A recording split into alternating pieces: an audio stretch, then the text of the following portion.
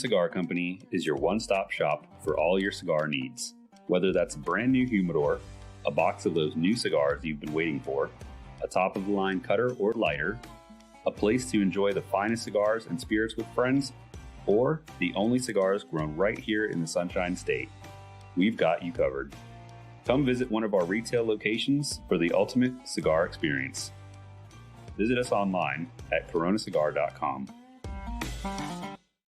How about that cigar? How about that chess? Ladies and gentlemen, welcome to the Corona Cigar Studios for episode 204. I almost said 203. Episode 204 of How About That Cigar Live. Thank you so much for watching us live on Facebook, live on YouTube, and if you're listening after the fact on the audio podcast, guys, thank you so much for making How About That Cigar a part of your regular audio podcast rotation.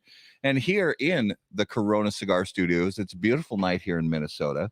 It's been hot as balls for the last, I don't know. I mean, we complain about the cold. I know. And then the heat comes, but I refuse to complain about the heat because the winters just get so brutal that I just refuse to complain about it. Yeah, but when I have my childcare centers sticking to the sides of my legs, that sucks. People are going to need more clarification. My testicles. I just had to make you say it. I know. Like verbalize it out loud. Testes. Testes. One, two, three. Wait. Syphilis. Adios. Audio's a little weird, guys. Oh, let me fix that. Sorry, guys. Yeah. So yeah, it's a beautiful night. We have the big studio door open. Hopefully the mosquitoes won't become too interested in these bright lights we have here in the studio. If they do, we may we'll just need smoke to, them out. We may need. Dude, what's that? do you still have my bug assault gun here? Do you No. not have that here? Maybe it's No. at the cabin. No. Did you bring that here once? I did. Oh yeah, you did. Yeah, but you didn't leave it here. Okay. Yeah. Well, I got to find that. And how great would that be? Now, I saw somebody, I don't remember who this was. So I saw somebody post on The Facebook salt. that apparently the special salt for this gun costs like dumb. $8 for Correct. 2 ounces. Yeah. I mean, it's salt, bro. Right. So tell me you just buy regular But it's high performance salt, Matt. high performance salt.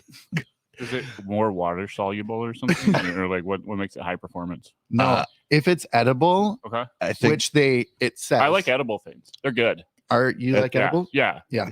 Sure. It says, that this is salt you can eat. Okay. Or ammo you can eat is Oh. what the little tagline Right. is. So if Okay. it is consumable, Yeah. it's no different than any other salt you Right. can Yeah. get. it's just salt. Yeah. I mean, and you're just shooting it at a bug. And if it's more expensive than Himalayan pink salt, fuck you. That stuff, I tried to do the Himalayan pink salt. Oh, I love it. And I couldn't do it because it's got this grittiness to it because of all those trace minerals that are Yeah. in there, along with this sort of sandy. Not quite sandy Oh, for me. I can't do it. I can't yeah. do it. I stick with regular Morton kosher salt, Yeah. in the big Mhm. blue box. That's Mhm. that's my go-to. And You're an unleaded type of salt guy. yeah, honestly, it's just salt, bro. I mean, I don't even spend money on like the fancy Malden flaky salt and any of that because I just don't feel like spending like $16 for a quarter ounce of salt. I mean, some of these like fancy French sea salts are, I don't know if you've seen how expensive some of these salts are, Like but the infused ones. well, even just some of the ones that say they were, harvested from Oh, yeah. the North Sea of yeah, like from Rivendell or Yeah. some magical land from Lord of the Absolutely. Rings or There you something. go. Yep. It's just salt, bro. I think we should create our own salt line. How There- about that how salt? how about that salt? Yeah. We're on to something, guys. So Minnesota Twins just finished a 4-game series against the Cleveland Guardians, who we split the series. Mhm. So we're still 3.5 games up on Cleveland. But the series before that, series before that was the Astros. the Astros, and we took 2 out of 3. We took 2 out of 3 from the Astros. So that helps. Problem being, tomorrow night we start a series What? against Tampa Bay, and Tampa Bay is Hot. pretty much the best team in baseball. Hot. So hopefully we can do something against them. Royce Lewis, did you see the header that he took when he was he Last went to slide and he No, landed I didn't watch. he landed on his face, like on his face. So he's out with an injury right now. And the sad thing is he just came back from ACL or PCL or something like that. He was out for a year. All right, so the NHL Stanley Cup playoff or Stanley Cup final is underway. As it stands right now, Vegas leads over Florida 1-0, and as we speak, Vegas is leading the Florida Panthers 4-0 with 10 minutes remaining in period number 2. So Vegas is looking pretty good. Dominant. Now, they're home ice, so factor that in, but it's going to be a rough go for the Panthers in this series. And not that they even knew I said this, but you remember a couple weeks ago, because we took last week off for Memorial Day, but the show before that, actually a couple shows ago, I was talking about what an embarrassment the Boston Celtics were because they were down 3-0. Yeah. Well, they came back to tie the series 3-3. Yeah. They did lose game 7, but they actually showed some fight in those in game 4, 5, and 6. But you don't have any skin in that game. No, even I really before don't. your comment, Matt Tobacco had a temper tantrum about Boston sports. So yeah, I feel really bad for Boston sports fans. I feel really bad for them because of all the hardship they've had over the last 50 years. Yeah, I mean, you go back to the late 60s. The teams, Red Wings, Celtics teams of the late 60s, early 70s, late 70s, early. I mean, and then you look at the Bruins domination over the years. Yeah. You look at the Patriots dynasty. Yep. You look at the Boston Red Sox, coming back from the Red Sox had a long drought, but if you look at them since 2004, they've been doing just fine. So sorry, no sympathy for the Boston sports fans. You've had a pretty good run. So the Heat and the Nuggets are tied at a game apiece in the NBA playoffs. I really don't. I mean, I watch highlights after the games are over. I really don't watch basketball live, but it looks interesting. I guess if I'm watching basketball, it's probably going to be college basketball. Correct. Because it just seems more interesting. They want it more. Yeah. So let's bring on our special guest. Then we'll talk about what Garrett's smoking. I finish my pregame cigar and then I'll get something fired up. So let's bring on our special guest of the evening. And on How About That Cigar Live, special guests are brought to us by our friends at Drew Estate. And Drew Estate just announced the most recent Freestyle Live event pack with an MSRP of $40. The new packs have been prepared, and each one will include 4 of the new premium cigars, unbanded, a Freestyle Live cigar case, Freestyle Live torch lighter, and a Freestyle Live cigar rest. Each pack will also include a badge with a QR code, which allows the purchaser to enter a sweepstakes for a chance to win incredible prizes, including an airfare package to anywhere in the world for 2 people, a custom longboard from Subculture Studios, and finally the grand prize, a luxury watch valued at $10,500. For more information, please visit drewestate.com. And as you can see, we have one of the lovely Drew Estate Freestyle Live event packs right here before you. And I'll just give a quick little peruse here as I get that lid off of there. And I'm not going to go opening it and all that because I literally just smoked one of the cigars from inside of this pack. Nice cigar carrier and rest and lighter. It's a big 3-torch lighter. I'm using so it's not a meek little lighter. No, it's got, good. Yeah, triple torch. I like it. So let's bring on our special guest of the evening. Ladies and gentlemen, if you would please help us out, put your hands together, and welcome to episode 204 of How About That Cigar Live, the GOAT, Alex Tavella. He's muted. Muted. I literally do a podcast every Saturday. And you do it there too. Every damn week. Yeah. Redo. Can we do that again? Let's do that again. Let's do that again. Yeah. Okay. All right. Yes. All right. All right, ladies and gentlemen, if you would please put your hands together and welcome to episode 204, the GOAT, Alex Tavella. Howdy, folks. Yes. Alex. Let's go. That's how Let's you enter a do room it. right Listen. there. All right, once in a while you need to take two. It's not a big deal, people. It's not a big deal. Everybody gets Yeah. a mulligan. Everybody You gets a know? mulligan. It's not like we're live. It's not like we're live right No, now. no. It's not like it's not 10 o'clock where I am. Well, True. yeah, the time difference. I'm just making excuses. Well, I people blew it. say I blew it. No, it's I only blew an it. hour time difference. I hear that all the time. Yeah. East Coast versus. But when I travel to the East Coast for more than 3 days, or the Eastern time zone, and for more than 3 days, and I come home, honestly, that hour can make a difference. Like, Big especially if you got to get up the next morning, get kids on a school bus or whatever. It's only an hour, but man, but it's not as much as going to going to California. That So- 3 hour time difference. Correct. Yeah, That sucks. that does, especially when you fly back at like 2 a.m. or something like that. Yep. See, So it's interesting because you guys are in the middle, right? See, like Yeah. I'm an East Coast guy. I've been an East Coast guy my whole. I've never experienced jumping ahead. It's always back for me. oh yeah, that's true. I bet. Yeah. I've never had I've never had that experience of having to jump ahead in Interesting. time. And you haven't been to Europe or anything like that? Oh no. I've never been. I don't go anywhere. Me neither. Me Okay. neither. When it Well, comes to travel. before we jump in, so before we do the toast cam, Garrett, tell us what on earth this thing is that is So I don't remember when Drew billowing State smoke in your hand. did this. I think the first time was like 14 or 15 years ago. Yeah.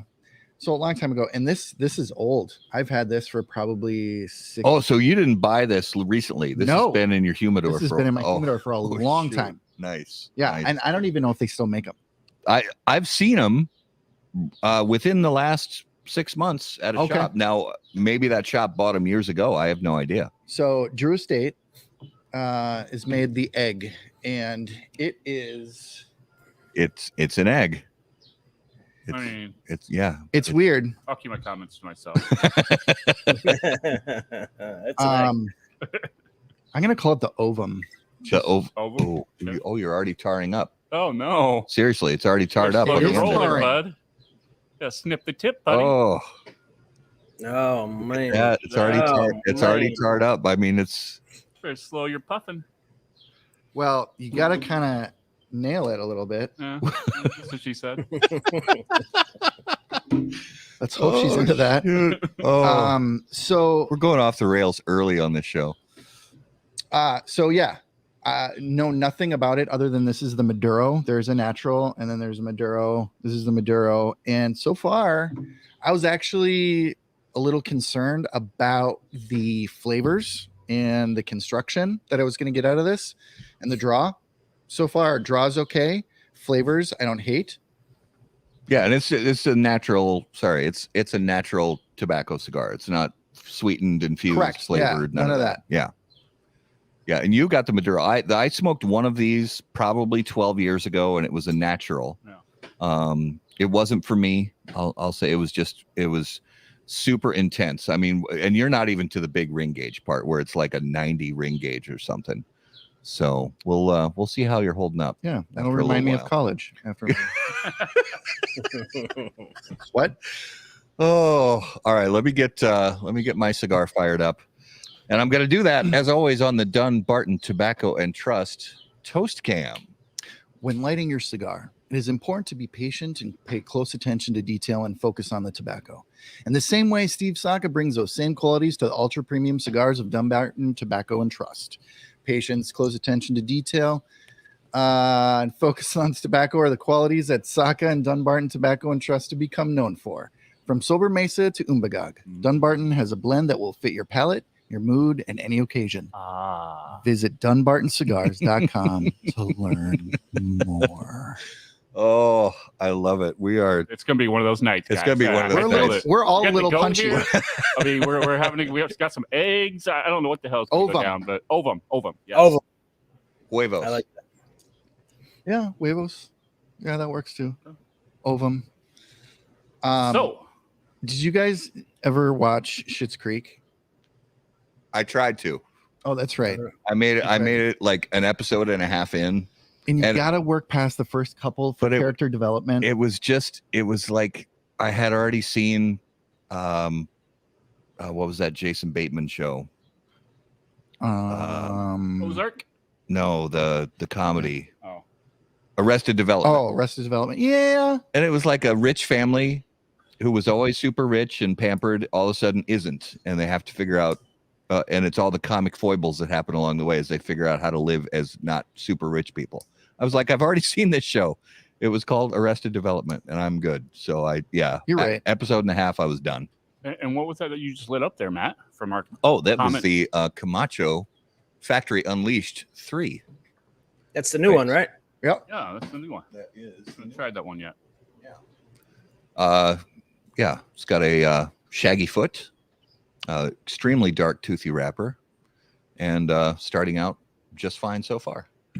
I believe Garrett Koppelman, great name by the way, has his birthday. It's his birthday either today or yesterday. I don't remember. Is it Garrett with 2 T's birthday? It is Garrett with 2 T's birthday. Happy birthday, Happy birthday, Garrett with 2 T's. T's. Awesome. I love it. So let's jump into now, Alex, it's your first time on the show, which is kind of hard to believe because we've known you for a while. Yes. And, I feel like you've been on his show a couple times or something, right? I think, yeah. So. And we've gotten to know you at Great Smoke and, hanging out and stuff like that. But one of the things that we haven't gotten a chance, at least I haven't gotten a chance to sit down, because I know you and Garrett have played a lot of chess together. And, sometimes you get into conversations about life and stuff like that when you're playing. But we haven't really gotten the scoop on sort of your background. And we love hearing stories, and our viewers love hearing stories about how people got started with cigars and things like that. So tell us about your first cigar, how you got into the hobby, and how that story goes down. Sure, absolutely. But first, I need to take a step back because this is a chess misnomer. You want to know what Garrett and I's conversations are like during chess? I'll tell you. You probably Fuck. don't say a word. I'm an idiot. So stupid. I hate this game. I do it too. Fuck this. That's about how our conversations tend to go. Well, and it's more frustrating for me. It's like me when I play poker.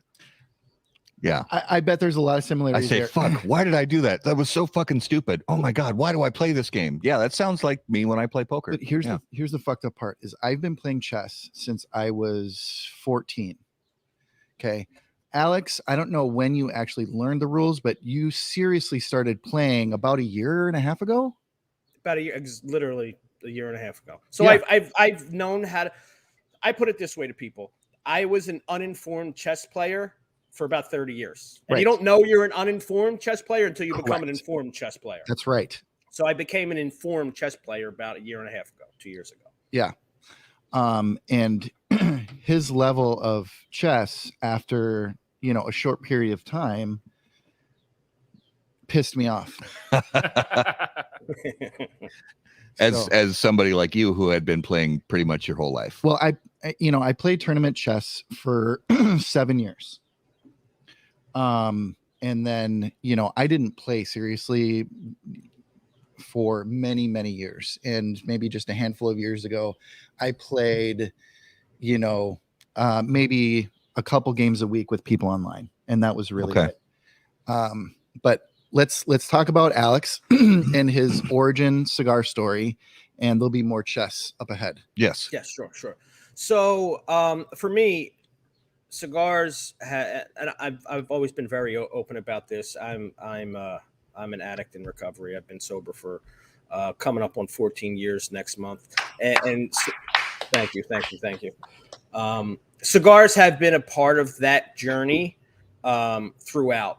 I came into them into the cigar world very early on in my recovery. I still remember the first cigar that I really had that I enjoyed as a cigar was I think it was like an Ashton Classic at a friend's like wedding dinner, not even wedding, like pre-wedding. I don't even know whatever those formal things are that you do before weddings. And it was like the guy thing to do. The guys were smoking cigars, and none of them really were, big time cigar smokers. It was like that, masculine thing that you do. But I found myself enjoying it, and I got into it, and I found it to be, cigar culture and cigar shops and lounges. I found it to be a place where I was welcome. And a thing to fill that void, and that's the thing that a lot of people don't understand. When you're drinking and drugging and doing living that type of lifestyle for a long time, you can't just stop and do nothing. There's something that has to fill that void that's left with all your free time, all your free money, all your free thoughts, and for me, cigars kind of filled that place. It was a setting where I could fit in. It was a setting where I could take part. I've never been much of a club or bar guy. I never much cared for alcohol. And, I had friends that would go out to clubs, even sober, but it was like awful for me. I don't drink. What am I doing here? Why am I here? At a cigar lounge, at a cigar shop, I'm taking part in what the place offers.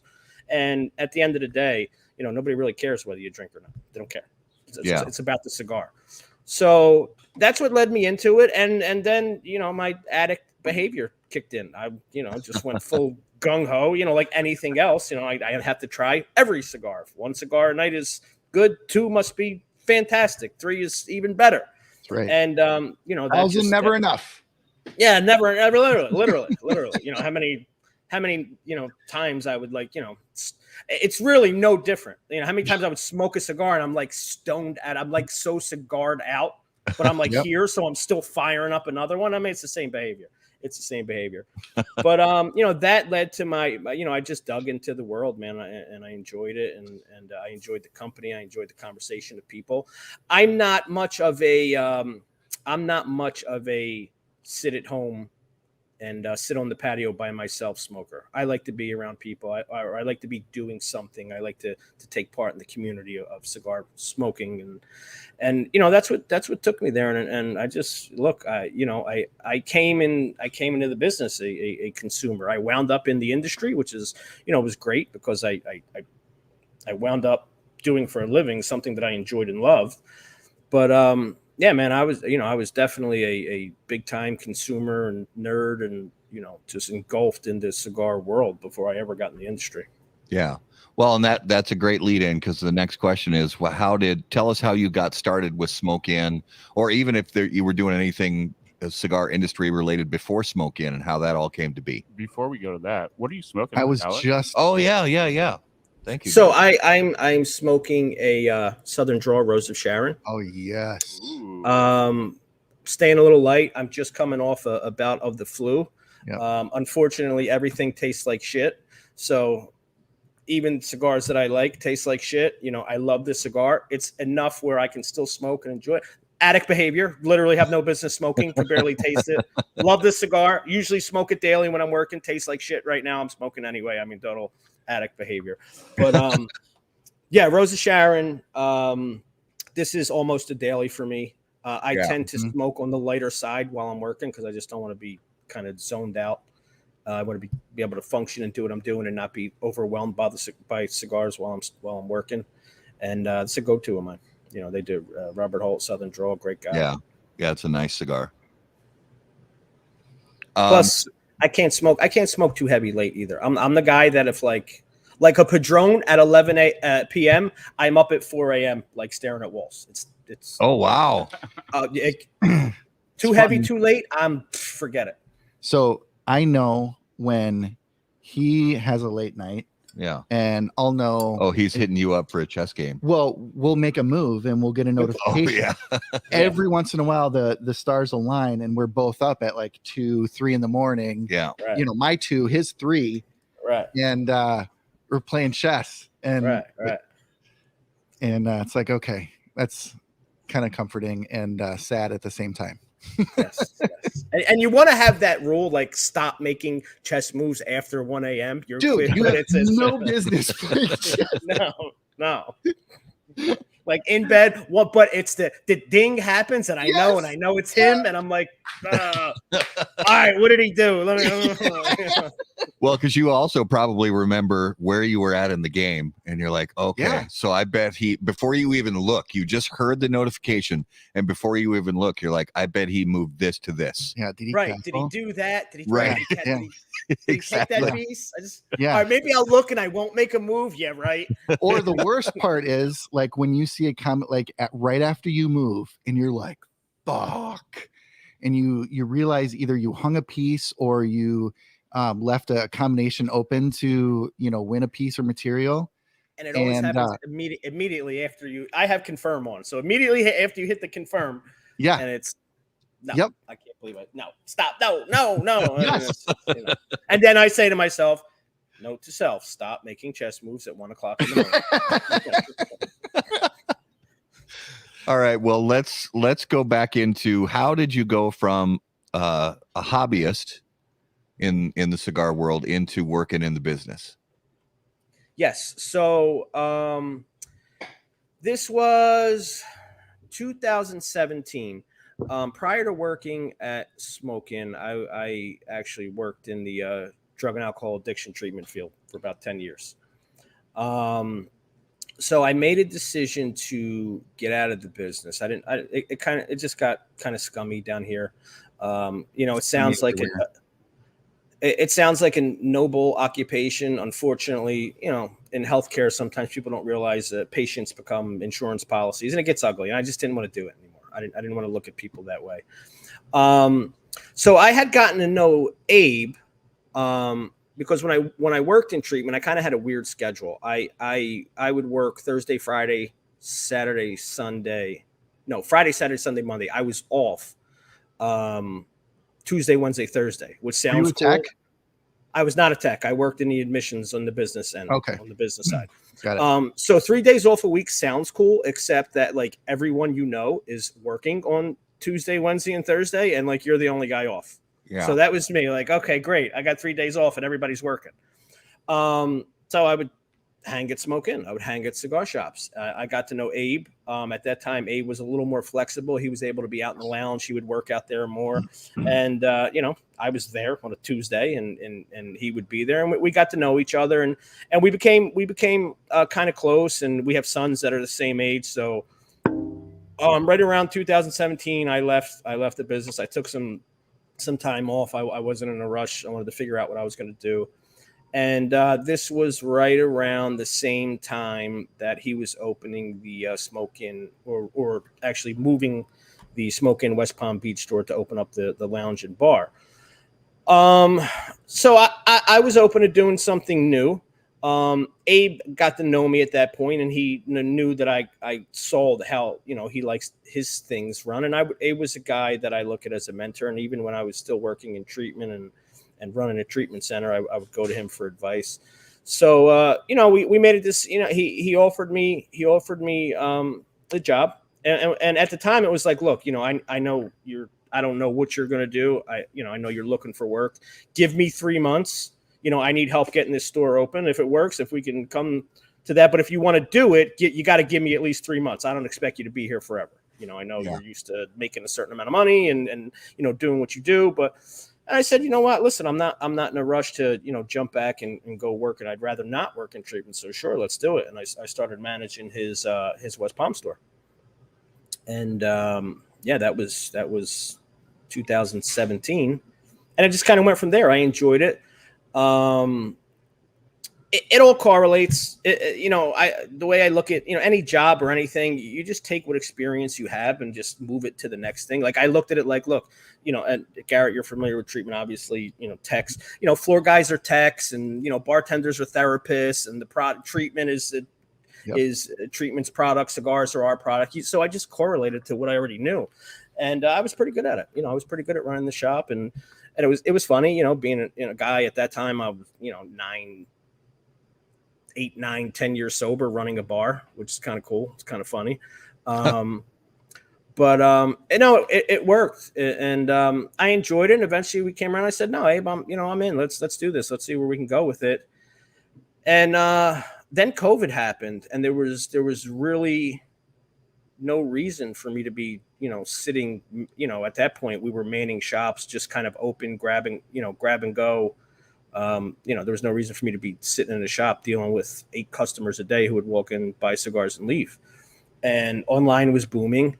I'm familiar with desk work and Excel spreadsheets and all that good stuff from my previous employment. So it just kind of fit. And the personality thing and kind of being out and in front was just kind of came natural. So we ran with it. Here I am doing shows with you guys.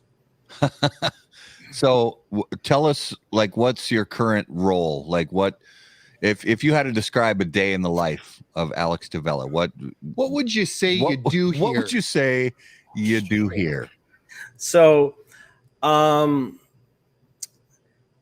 right. So any product that goes up on the site, I created. I handle all that. Anything new coming in, anything that has to get built on the back end of the website is usually done by me. I handle the marketing with Joey, who we just hired recently.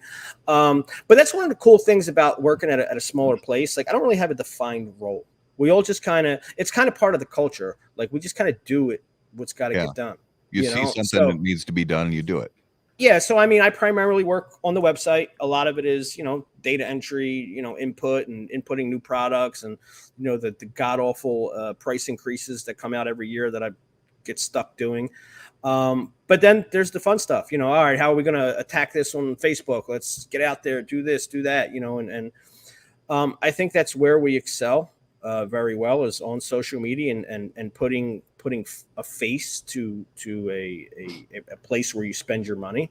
I drive a Hyundai. I never met the CEO of Hyundai or a higher up. And, I think that's the cool part. We get to, I get to interact with people who actually spend their hard-earned money with us.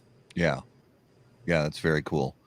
So, and then there's also the piece of your Saturday mornings are typically taken up with KMA Talk Radio. Now, yes, KMA as a entity has been around, quite a while.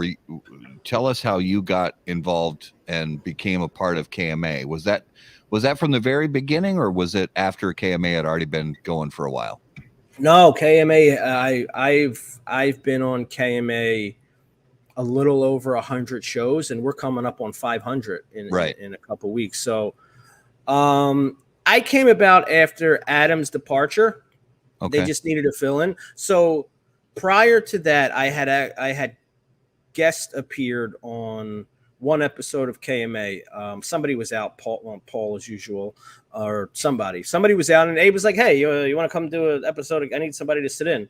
I'm like, yeah, sure. I don't. At that point, we were still in the studio with Guest Live.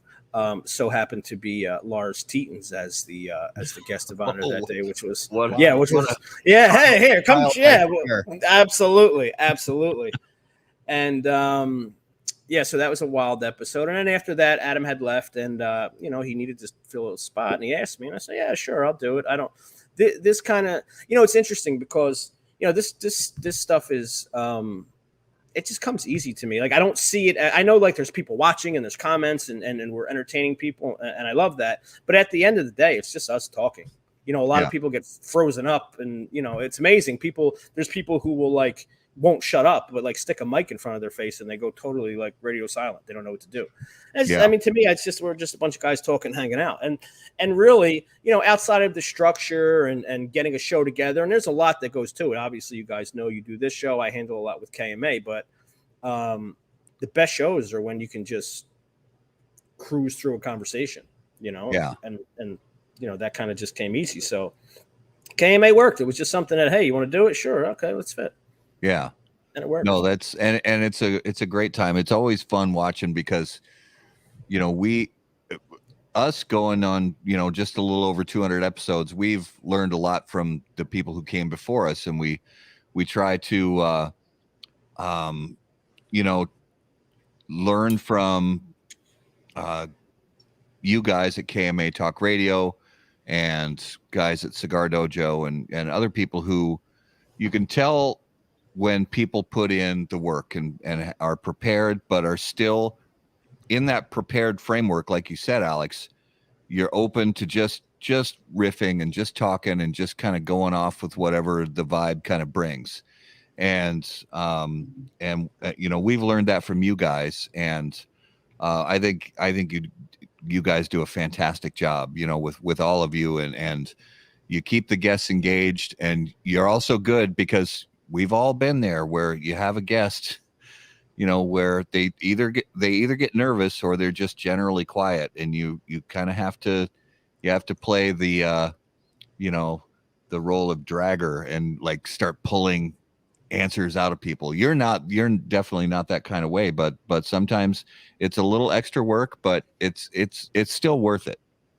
It's funny because with KMA, none of us are actually together, but we've been in those episodes where we're like texting each other, like, what are we going to do? How do we come up? We need help. Somebody fill in 10 minutes. Think of something. All right, fuck it. Coop, how the Sixers doing? And so you just, what do we need? We're never going to make another 25 minutes. Come up with something. And now you have those guests sometimes, and sometimes, like you said, it's not even that they're like frightened or that some people are just, short, quick, couple word answers, and you're like, I don't know how we're going to fill this time slot. I'm going to let you take do you want to jump into the chess game now, or do you? Because I've got more cigar questions, but I feel like it's time to play some chess. Are you ready? Yeah, I'm ready. But by the way, Garrett, I'm really disappointed. You guys do like a whole sports recap in the beginning of the show, and you didn't even mention Norway chess. I don't know if you were saving it for me or whatever, but I'm a little. Well, I knew that we were going to get to enough chess. Okay. He's full of shit. He totally. Fabby is like flushing right now. He's totally. But he had a really bad game against Magnus. Well, it's Magnus, who's playing awful classical chess right now. He is, and I can't believe Magnus was the game he struggled with, or I should say, Fabi was the one that he won. Yeah, I was really into that match that Pilshonifer played against Wang. I totally just made that up. Oops. So disrespectful. I'm sorry. I want to participate, but I have no idea what the hell you guys are talking about. But the Queen's Gambit. The thing about chess is, and Garrett and I have talked about this, I think I've even mentioned on the show, that I love the game of chess. I actually love chess movies. I love chess talk. I just don't know the first thing about the game. I probably played for the last time 25 or 30 years ago. But I absolutely love and respect the game. I just can't wrap my head around it. Where did it go? I don't know what you did. What's cool about chess is you don't even people don't realize Abe is immediately chess. Dude, there's so much juicy drama in chess. You have no idea. It is so juicy and drama filled. Are we rolling? Are we blitzing? Yeah, dude. I sent you two invites.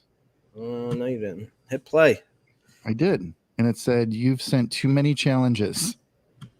Okay, maybe you have to create it. Let me see. Play online. What are we doing? 3-minute blitz. Play a friend. Boom. There we go. Boom. Of course you troll white. All right. Now, I'm just going to preface this by saying I don't have a mouse. Really? And, yeah. So I'm doing trackpad. Oof. That's my early that's his early excuse cone. Yep. So this is a 2-minute blitz, you call it? Yep.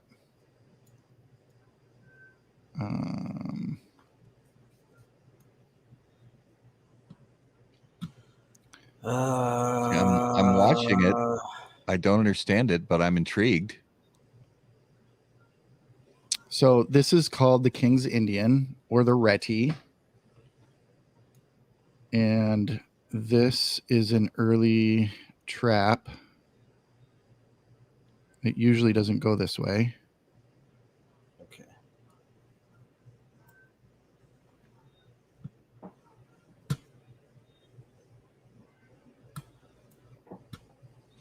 See, this is while you guys are playing, I feel like because the audio part of this podcast, people are going to be like, what's happening? I don't know what's happening. You need to provide the commentary there, Matt. Yeah, I know. So Alex just moved a piece, And you now go. Garrett's moving a piece. And Garrett just moved his rook. okay, yeah. Justin knows more about the names of the pieces than I do. And Interesting. All right. so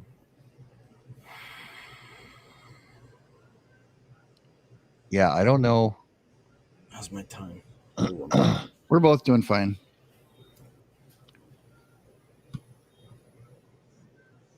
That was awful. Pretty Yeah, that was no, that was awful. That was awful. HBTC burn knights, not bishops. You like that? You like that? That's beautiful. So good. All right, now I'm behind a full piece. I got problems.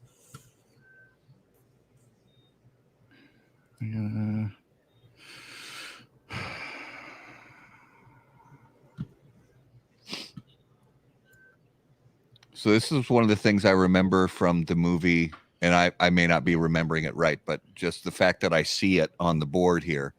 One of the things that they commented about in the movie, and I know it's not super historically accurate, but is the comment about bringing out your queen too early. Yep. You see neither one. Search for Bobby Fischer. Yeah. So, and I'll try to, as you guys are trying to deeply concentrate on this game, I'll confuse you even more. Yeah. Asking for side commentary about the pluses or the pros and cons of bringing out a queen too early. So the queen is worth, if you give point values to each piece, the queen is worth 9 points. Pawns are worth 1. Bishops and knights, it's debatable between 2.5 and 3 points a piece, depending on which system you subscribe to. Okay. Did you just bring out your king? No, that's my queen. No, that's his queen. Oh, that's your queen. Okay. Oh, your king's back there. Okay. What's a good book for becoming an informed chess player? Bobby Fischer teaches chess. There Yes. you go, Justin. Yes. T. Lee. Yes. Or anything from Jeremy Silman. Anything from Jeremy Silman. Okay. What about I don't want to make this. what are some good YouTube channels for the learning the new For the beginner? Yeah. Gotham Chess. Gotham Gotham. Chess for sure. Okay. 100%. Not only is he instructive, but he's entertaining too. Yes. Okay. Personality, which you Yes. don't always get in a lot of chess players.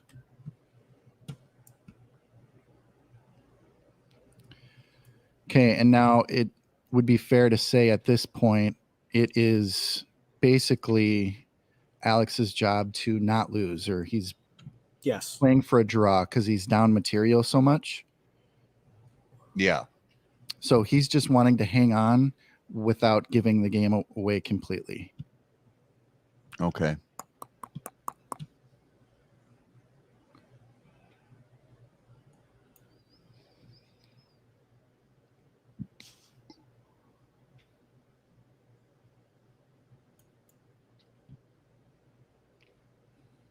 So at what point when you're in a position where you know you're not going to be able to get out of it, at what point do you finally just Resign? It depends on the player. Like, I know people, and I still play people that refuse to resign. that want to go all the way to mate. Alex and I pretty much we know. And there's another element here too. You know, I'm technically playing the flag Garrett too, so he's a little bit down on time. And if you guys had to guess, or Did maybe I just leave a hanging queen? Yep. My God. Rook. if you guys had to guess in I just left a hanging queen. of all the Oh my gosh. of all the games you've played queen against too. each other, where are you at? You could have. Of all the what? Of all the games you've played against, you and Garrett have played I'm against gonna each flag. other. Damn it. I have about let's look. let's look. Are you on? I lost. Yep. I lost on time. Garrett, click my name.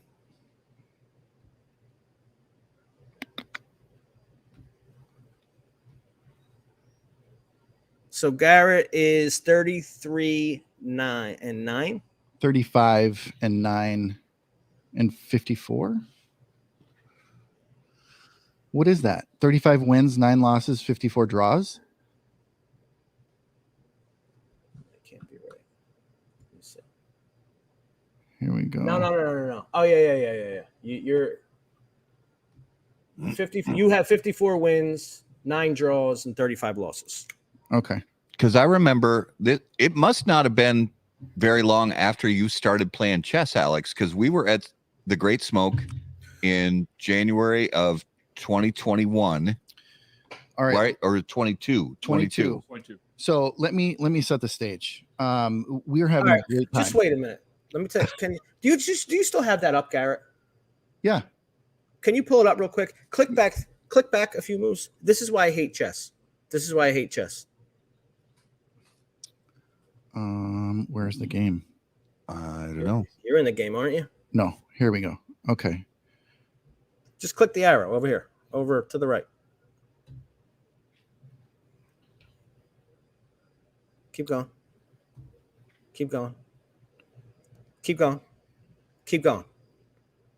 Go. Now go for totally hanging queen that I let you keep. You moved your knight. This is why I hate chess. So I literally and then I put it there. You move the knight. I don't take the queen and take your knight instead. This is why I hate chess. Yeah. That's what Bliss. That's what Bliss does. Yeah. I put it there. You completely miss it, and then I proceed to completely miss it. Yeah. Even though I put it there. And then I miss. And then I miss. Yeah, and then you miss totally. Free queen. This is So the people in the world who are the greatest chess players. Yeah. Is it because they have fantastic memories? They can remember every possible game they've ever studied. They can remember every possible piece combination. I heard it explained like this. Have you ever met somebody that has absolutely wonderful quick wit? Yeah. Right. And then there are other people that are just funny, naturally, amazingly funny, but don't have that quick wit. Yeah. It's the same kind of principle with chess. So if you have now, there are grandmasters that are fantastic at the long game and not as strong at blitz, and vice versa. Either one of those, people that are playing at that level, absolutely destruction. Yeah. The best player I've ever played is actually the guy who was the protagonist for Searching for Bobby Fischer, Josh Waitzkin. Oh yeah. And got to an end game. And you played him? Yeah. Holy crap. We played 3 games, destroyed me twice. Wow. Got to an end game, still lost. But to get to an end game is kind of like the hope, of playing somebody that strong. Yeah. And the really cool part or the story of Josh is after he realized that he was that good, just the psychology, and he writes a book about it too, the psychology of the pressure of him at that age, he couldn't deal with it. The anxiety and the everything just wasn't a part of him, and he needed to take frequent breaks. And somebody like that, you can't then break through that glass ceiling. Because he was what, 9, 10 when he was. So yeah, and he actively competed hard until he was 12. 14-ish. Yeah. And that's when he started to take some steps back. To, as he called it, getting his life back. Yeah.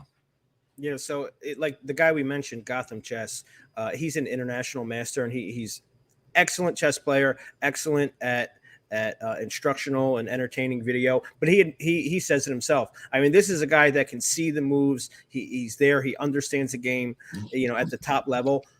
It's his own pressure on himself that stops him from breaking through to the grandmaster level, to the point where he really doesn't compete anymore. His nerves break him down. Yeah.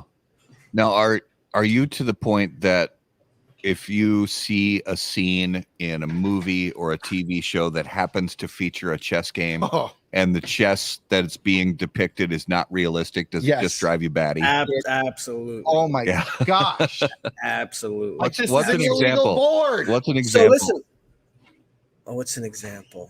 So I watched a scene of just recently of the TV show SWAT. Yeah. They were in a park where there were people playing, these, chess hustlers. Yeah. It was all bullshit. It was like they just got actors to be like, just pretend you're playing chess. Yeah. And neither one of them knew how to do it. And it was like, illegal move, illegal move, illegal move. Right. But I give them credit. The Queen's Gambit was real deal chess.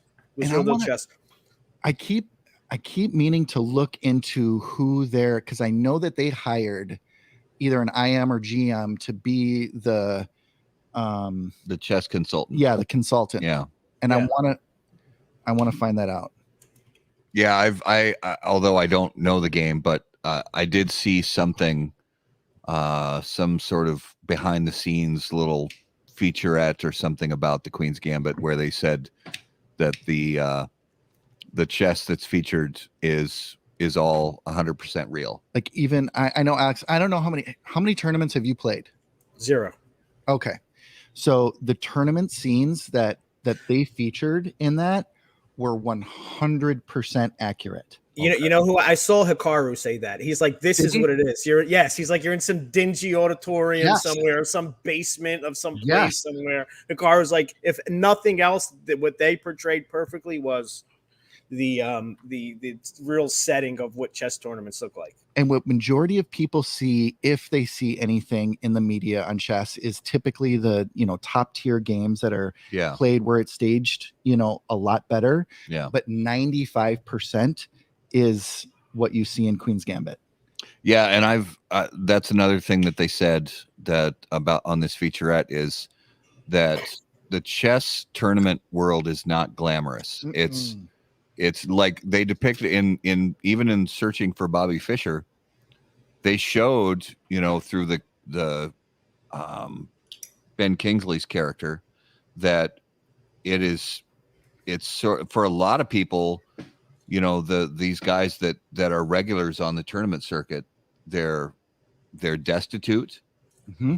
They have little to no money. Yeah. They have severe social anxiety problems.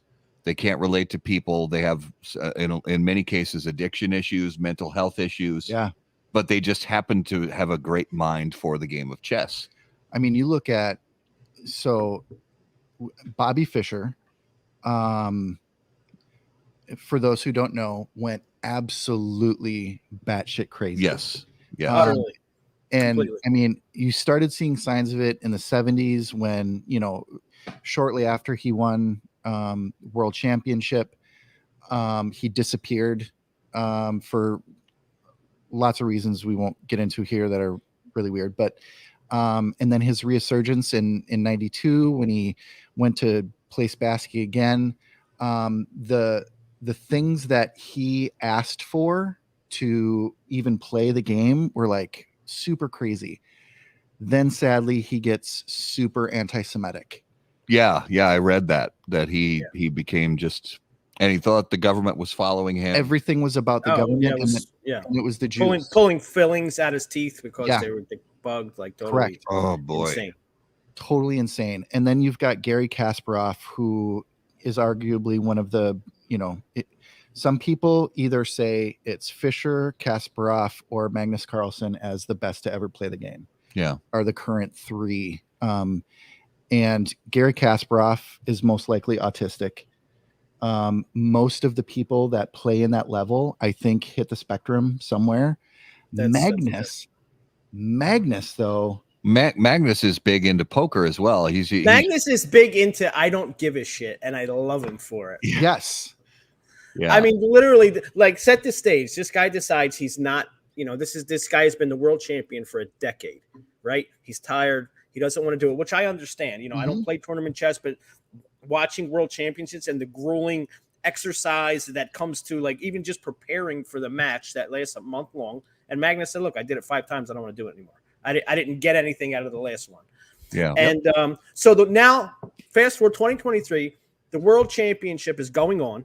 Magnus, for the first time in a decade, will no longer be the championship. And what's Magnus doing? He's cracking aces in a poker tournament. Like, that the world championship of chess is going on. There's going to be a new champion, which is a historical event. And he's just, he's playing poker somewhere, cracking aces in a tournament. Hair out the ear, unshaven. I love it. To answer a question, JJ, the egg. Yeah. I was just going to say, hey, Garrett, you switched cigars. The egg got super hot.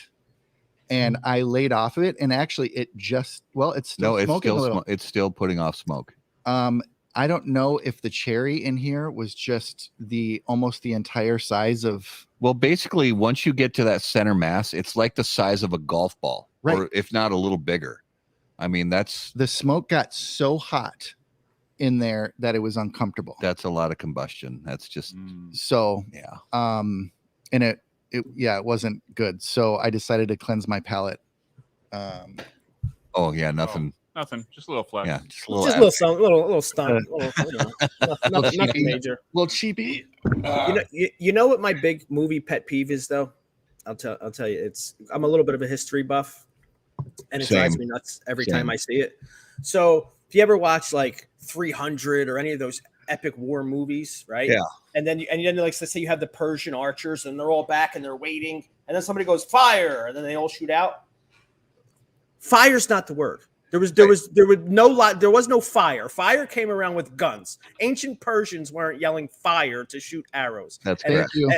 It's just my history nerd thing. It always drives me nuts. So you have ancient time yelling fire. There was no fire. It was not part of the term. Yeah. Of releasing arrow. Release. Yes. Yeah. And it's funny because in Game of Thrones, they didn't say release, they said loose, which I can deal with. I can deal with it. It's better than fire. But then in the last season, they came up with those massive they called them scorpions, the massive crossbow type things that fired they fired a bolt that was basically like 8 feet long and 2-inch steel in diameter. But when they shot those off, they said fire. While the whole rest of the series, the archers, they would say loose instead of fire. I was like, you had it right for all these seasons. Right all these years, right? And now all of a sudden you say the word fire. It just I'm in the same, Alex, you and I are in the same boat. Historical accuracy in movies drives me batty when there are things that don't fit in the historical period or whatever. I mean, sometimes if it's for artistic purposes, I can deal with it. But when it's just blatant and stupid, it makes me want to chew glass. I cannot stand it. Right. Well, let's talk about cigars again. Let's get back. I love the chess talk. What show is this again? This is How About That Chess? Oh, how about that chess? I'm Burn so knights, confused not now. bishops. I think we're onto something. So a big thing that's been going on for the past year or so, and I mean we've seen them throughout the history of the cigar industry, but a couple big ones have happened in the last year, and that is acquisitions. So what are your thoughts on the pros and cons when when a massive cigar company comes along and buys up a small or a medium cigar company? Where are the pros and cons at for the consumers? So I'll start with the con. The con for the consumer is that it may be a real con, it may not be. The first worry for the consumer is always, are the blends going to change? Is it going to turn into, and we've seen that happen. So it's legitimate. It doesn't always happen.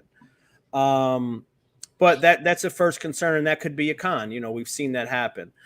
The pros,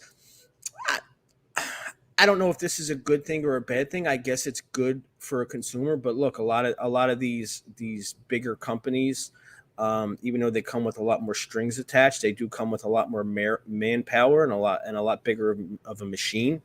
And sometimes you'll be able to see and especially when a smaller company gets bought up, but that principle kind of stays on, you may be able to see them move at a quicker speed and kind of see things come out, or things that maybe they couldn't do, be it their own financial situation or whatever it was, that can kind of take effect that normally they wouldn't do on their own. I don't put too much into it. I definitely don't knock anyone for selling their company. I mean, let's be real. These guys are in business. That's the goal. I didn't, if you wanted Alan Rubin, for example, to be, slinging cigars at the age of 80, I think that's a selfish way to look at it. Congratulations to them.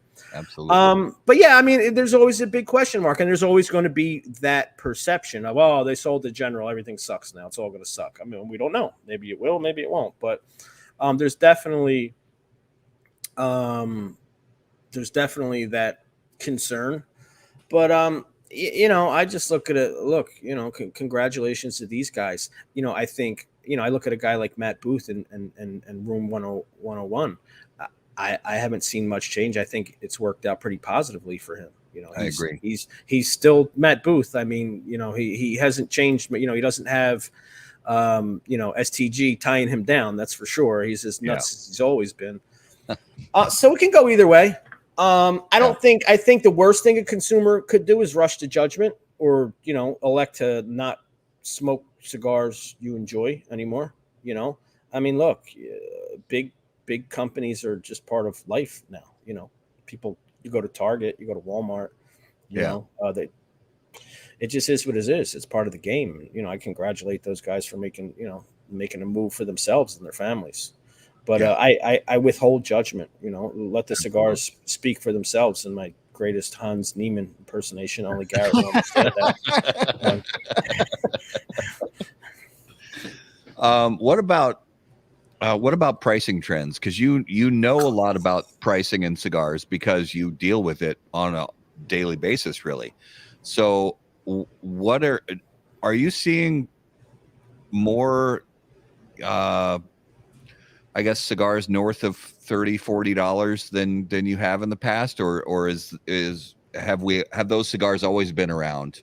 And where do you see the trends going in the last couple of years? No, so they definitely haven't always been around. Not at the level that I think we're seeing them. I mean, if you go back a few years, you start talking $30 cigars. What are we talking? We're talking Davidoff, couple Family Reserve Padrones, an Opus here and there. Yeah. Not really a ton of that type price range cigars. You're seeing it a lot more. I think we're seeing companies start to try and kind of put their feet into that realm, whether it's a one-off or a limited. I like Nick Foundation. He did the Senator. Yeah, if I said that right, I don't know. That was a $30 cigar, but you really have to have some legs under you to be able to do that, and really be able to. You have to look. When you get into that range, you start getting, what's the word? You start comparing it to the Davidoff, the Padron. When I'm spending 20, 25, $30, is this worth me not buying a Family Reserve 45 and spending $30 on this instead? You start getting looked at a different benchmark. Mm-hmm. Some companies have done it successfully. I mean, you look at like just the line itself, Atabey, that entire line lands above $30, but I think it's a cigar that's worth that kind of money. I'm seeing it more. What I'm really seeing more than that is that, I mean, the $8 to $10 range is almost extinct as far as a good, there's stuff out there, but it's not, the 8 to 10 range has become the 10 to 13 range. Yeah. I mean, look, I guess it's just part of life. Things get more expensive.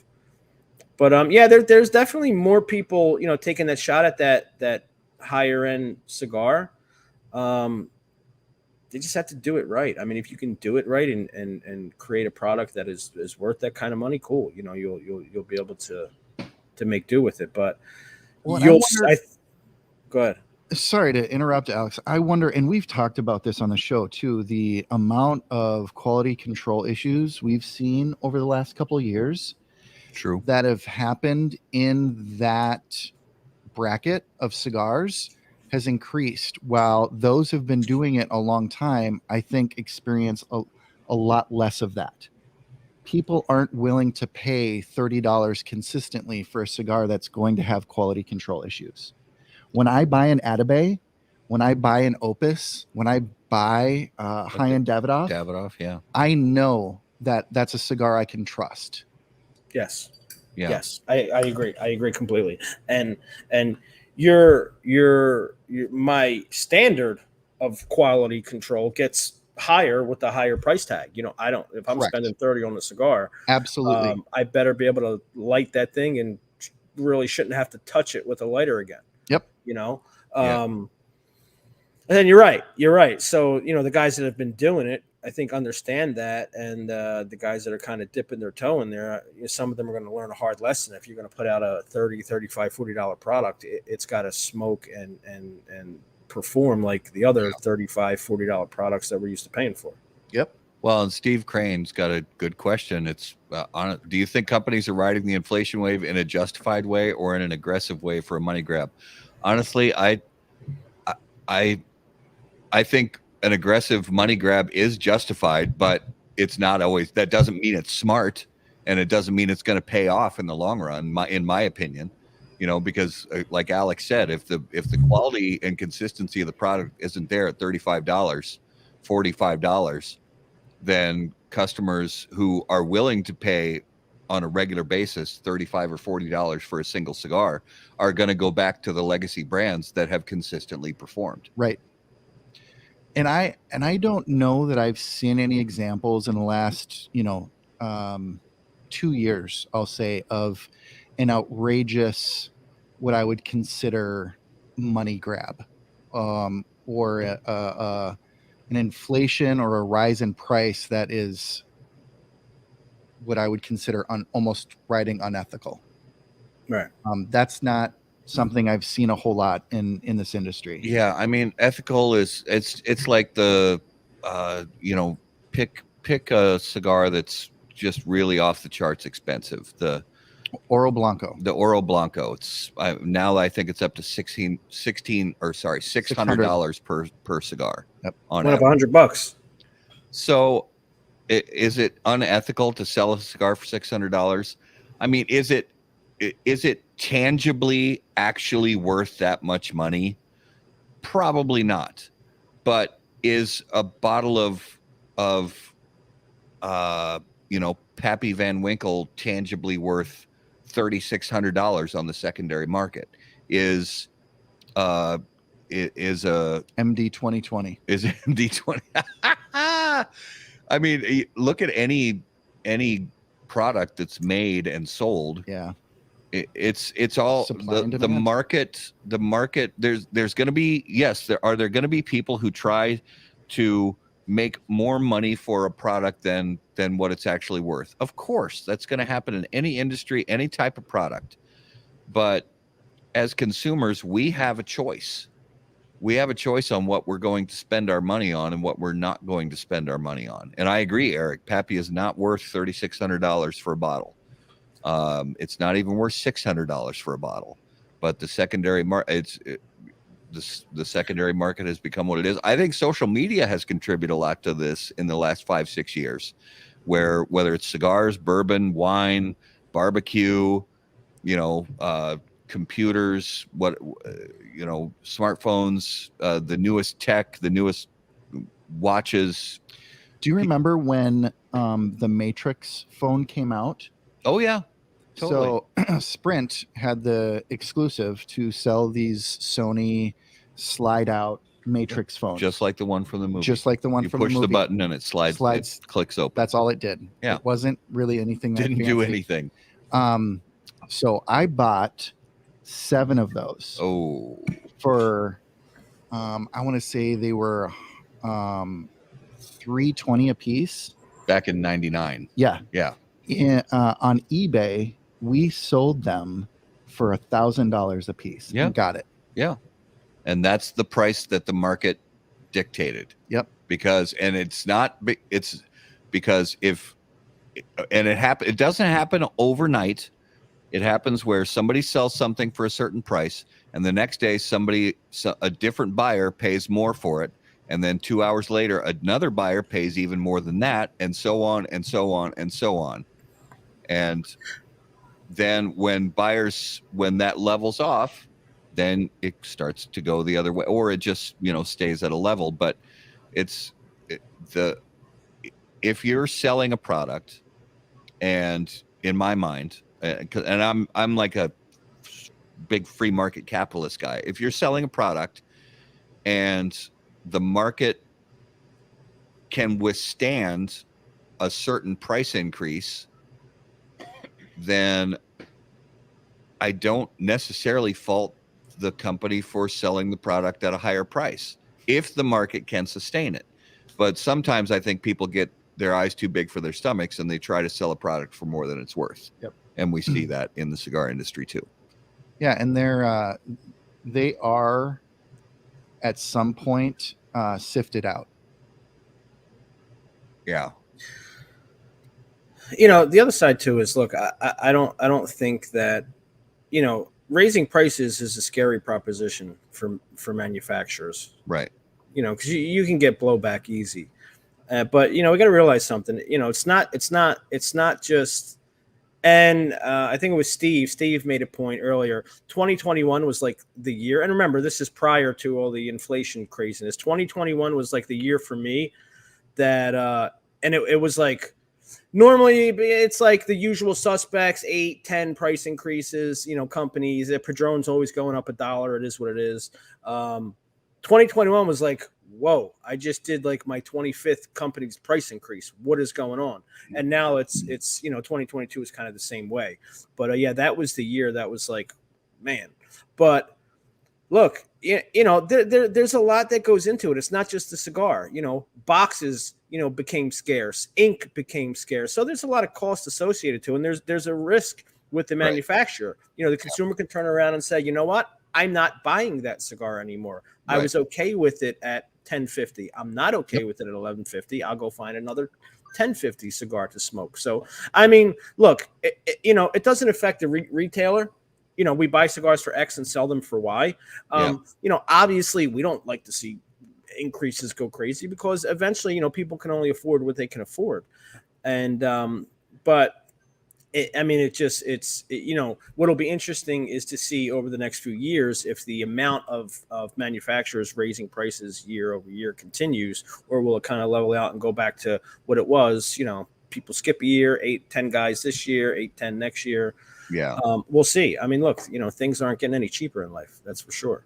And I agree with that. And I think you're right. The market's going to go where it goes. And a big part of that is going to be, if we have a recession, and because people aren't going to have as much extra cash to buy cigars, and if we have a recession, that's absolutely going to affect things. Mm-hmm. Sure. So sure. So I want to talk to you about, because I don't know, I know sometimes you go to different shows and things like that. Are you a PCA trade show guy where you go with the team to the PCA show? No. Okay. I'm the somebody's got to be in the coop guy. Yeah, I'm that guy. Damn it! Why do I have to be trustworthy? Yeah, I'm that guy. Yeah. I'm that guy. So one of the other things that I really wanted, I have two others, and one's kind of a curious question that I don't know if I've ever asked anybody this before, but I'm curious, especially Alex, your thoughts, because I love the fact that you are a no BS guy. You wear your heart on your sleeve. You're like, it is what it is. If you like my opinion, great. If you don't, I don't give a shit. And I love that about you. So what is your least favorite thing about the cigar industry?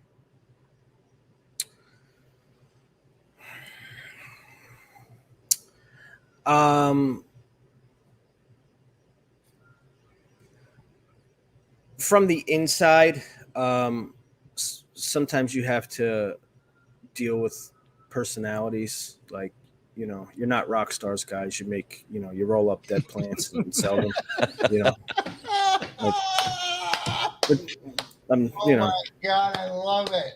Like, you know, outside of, you know, you know, nobody wants to watch me on their screen outside of the cigar world. Like sometimes you know, people get a little inflated.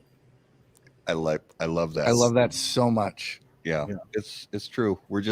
It's not heavy lifting. It's just it's, you know, it's just cigars. It's just cigars, man. We're not that popular. We're we're so niche. We're so niche. Like we don't even realize sometimes. I mean, there's what in the United States, there's 3 million cigar smokers. That's not very many. It's less than 1%. Right.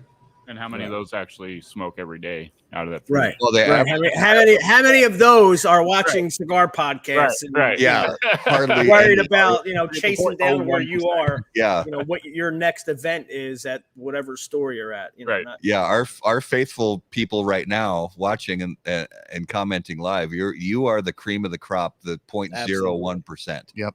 Absolutely. But yeah, the average cigar consumer, I mean, they've done studies on this a bunch of times. Even the FDA did studies on it, that the average cigar consumer has 1 cigar a week. If they call themselves, like in a survey, if they call themselves a premium cigar smoker, they have 1 a week. That's over 75% of people who classify themselves as a premium cigar smoker. So, you know, for us who have, you know, 4, 5, 6 a day, we're the nerds who just you know, and we just get into it, and it's like you said, Alex, you know, you had to find something to replace, and you found this rabbit hole of cigars, and you study all the little minutia about the leaf and the way they make them and how to get the, you know, the best look for the pictures for the website and all this different. It's just endless, the rabbit hole. But the rabbit hole could be anything. It could be chess. It could be poker. It could be, I mean, it's just insane. But we find the hobby that speaks to us, that gives us all the facets, and the cigar industry is that, and the cigar hobby is that. You get relaxation, you get a chance to nerd out about some stuff from different parts of the world, different types of leaves. You get to hang out and chat with every different type of person you can possibly imagine. Yep. And there's way more cool people in the business than there are bad people. We stole that from the post office. I was going to ask you about that earlier. I was like, is that an actual official U.S. Postal Service cart? Yeah. We stole that from the post office. Oh, I love that. That's from, you know, back in the day before we had the warehouse. Yeah. Allegedly, right? Allegedly. Yeah. Allegedly. It was acquired. You found it behind a dumpster somewhere. They left it here. It's on them. So the last thing before we get to the next segment is we know that it was announced at the end of this year's Great Smoke what's going to be happening at next year's Great Smoke. So just give us a quick 30-second preview of the theme and the ideas behind the Great Smoke 2024.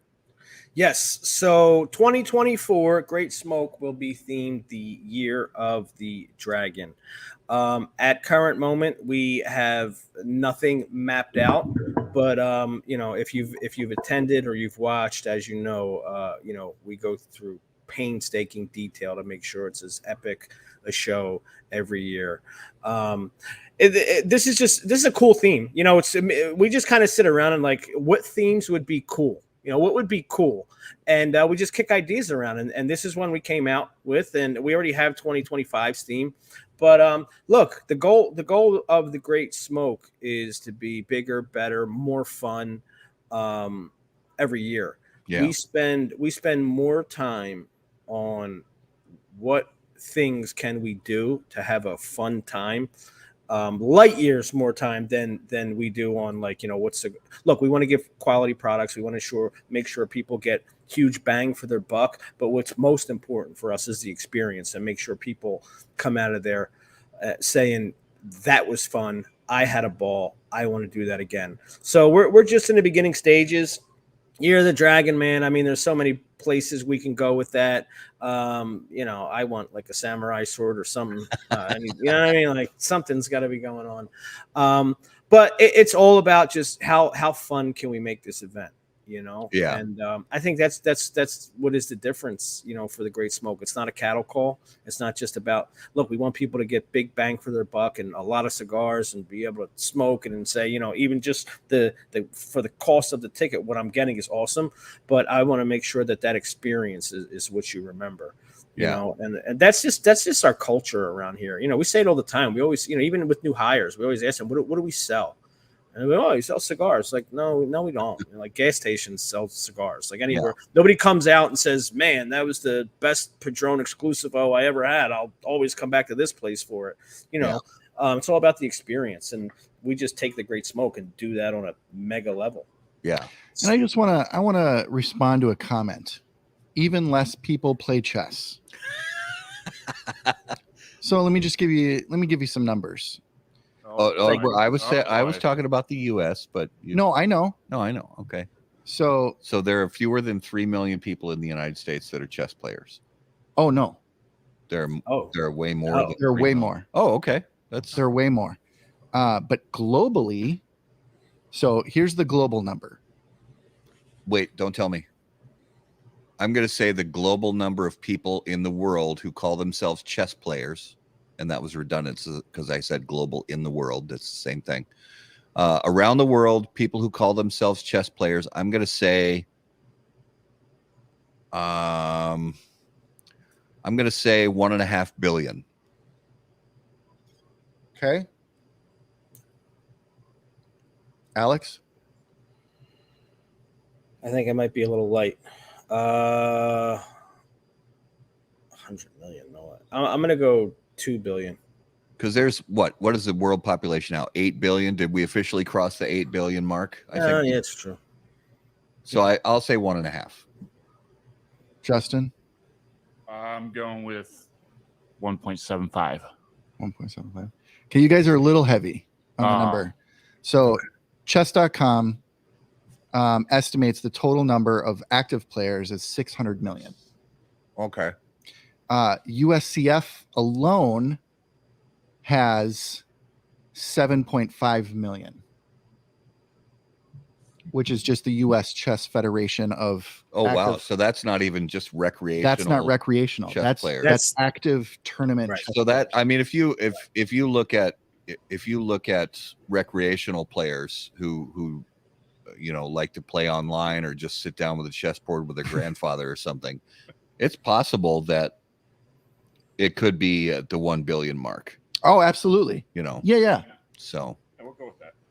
And chess is also the oldest game that is still played today.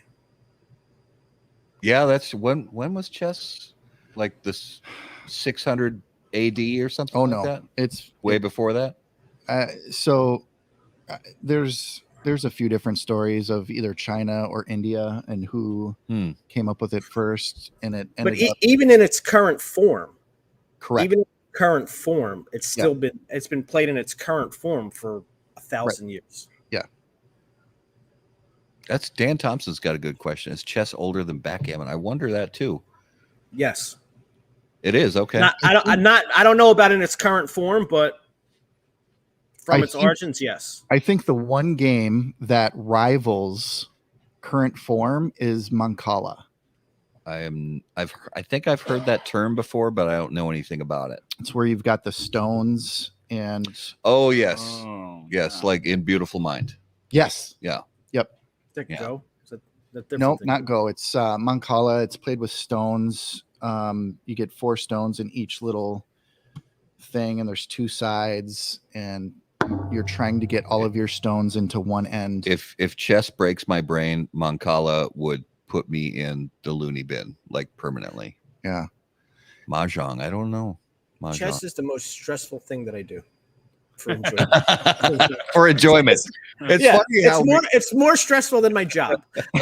Just to give you a glimpse right now, I will go home after this show and be in pain that I allowed Garrett to hang his friggin' queen and I didn't take it. It will pain me until I win another game against Garrett. And then and you'll spend time. I'll close my eyes and see it.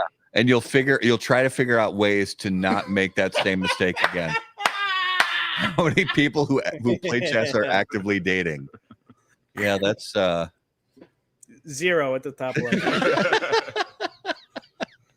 That's probably a low number. So Garrett, is it time? Oh, I think so. All right, guys, it is now time for this week's Numero de los Muertos. How long are you gonna talk? What was that? Too many buttons. And as always, guys, Numero de los Muertos brought to us by our friends at Smoke Inn.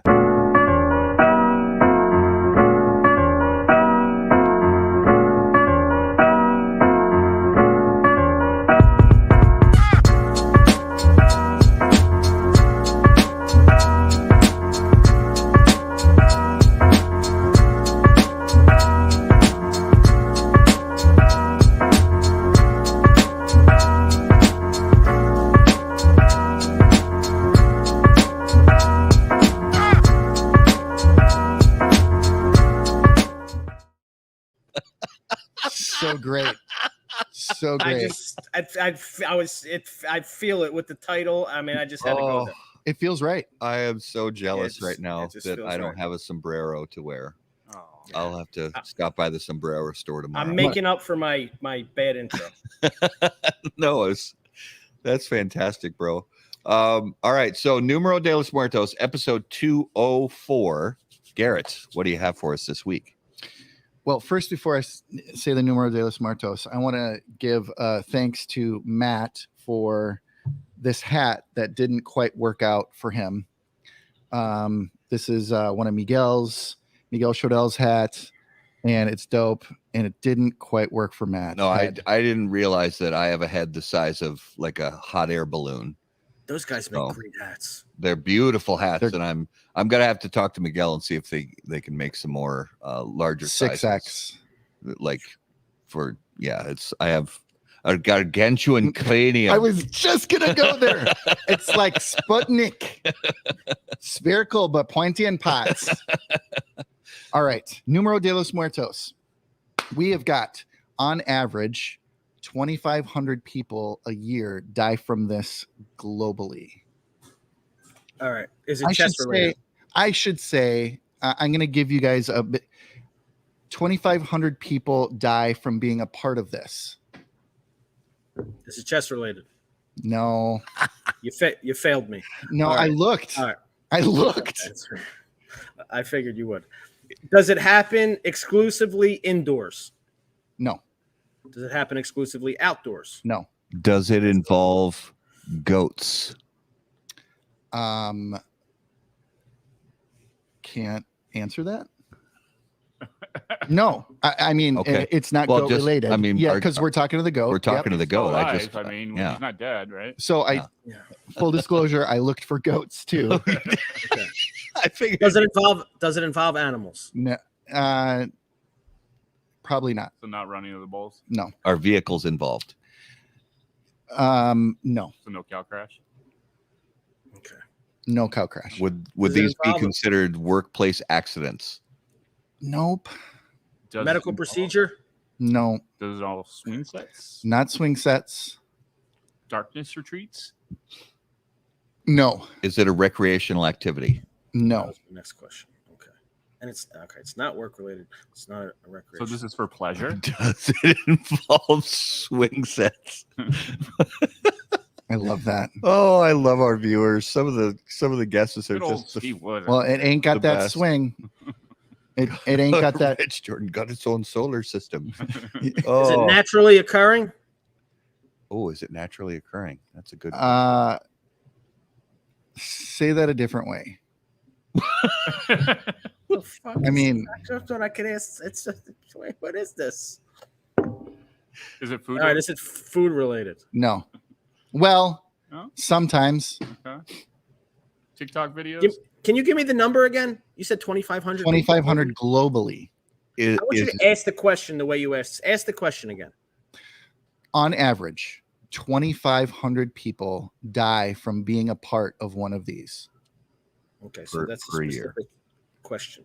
Being a part of one of these. Yes. Ski accident. Is it a No. Is it a spectator sport event? No. Transportation? Nope. Owl attack? I love it. No? Mm-mm. Okay. Going to an Eagles game. That's a great guess. That is a great guess. Only if you wear the wrong jersey. Right, yeah. Baptism?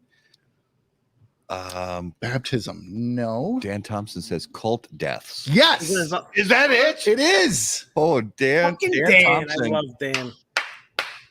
Yes. With the 60 yards. Shout out to my cousin Justin, by the way. I see it there. Oh, Nessa was right after him. Oh, too. right after that. It was, yeah, at least that's the way it shows up in our comments ordered, because one was on Facebook, still? one on YouTube. 2,500 people a year global. And there's when I was looking this up, you guys, So like it's sad as shit. oh, it's gotta be. It's gotta be. And apparently there was just this huge cult in Kenya where 600 people just recently died from a super weird, crazy cult. There's cult stuff that happens all over the world that we don't obviously hear about it, but Are most of these like mass? Yeah, Dan. I knew there was something to the way he asked the question, Dan. It wasn't just Like Jim Jones kind of thing with drinking the Kool-Aid? Is it a lot of mass so suicides? in the way that this particular organization classified cults is a fringe religion with a charismatic single leader. Yeah. Sure. I mean, I don't remember who somebody famous once said the difference between a religion and a cult is a cult's leader is alive. Oh, interesting. Like the figurehead of the movement Mm-hmm. is if that figurehead is currently alive, that's a cult. If the figurehead is is the socialite dead and written about in the like the lore, then that's a religion. Yeah, the socialites are definitely a cult. The social Absolutely. and we're talking the leader right now. One of us. One of us. One of us. Google gobble, one of us. Google gobble. Google. We accept her. We accept her. All of a sudden, I'm thirsty for Kool-Aid. I don't know why. Yeah. Great Smoke 2024. Yeah, Great Smoke 24. Oh shit. That's why questions like is food involved or baptism, it's could be, yeah. Probably 2,500 people a year from cult activity. Yeah. Isn't that scary? It is scary. I'd like to see the breakdowns by country. Not that I'm not asking you for that now, but it's all over the place. It has to be. Yeah. And the global map on this. Yeah. Like there were some dead zones, where cults just don't happen, obviously, Dead zones. like sub-Saharan Africa and places like that. But like places where there are no people. Probably, yeah. They're less likely. I love the places where there are people, and then the people want to try and go there and bother those people. And they come, I like those people, man. Leave us the fuck alone, all right? They want to come in out of nowhere and set up an HOA. Have you heard the good news? Love it. Love those The guys. ship is coming. Drink this, I promise. It'll be fine. Why would Jonestown be on ESPN? That's odd. I feel like that's an odd place for a Jonestown documentary. Yeah, ESPN. I would watch that on like Netflix, but ESPN, Right? I would think. Wow. Dude, there's some awesome cult documentaries on. Oh, Yes. yeah, the Waco one about David Koresh and all that. You know what Waco stands for, right? What? We ain't coming out.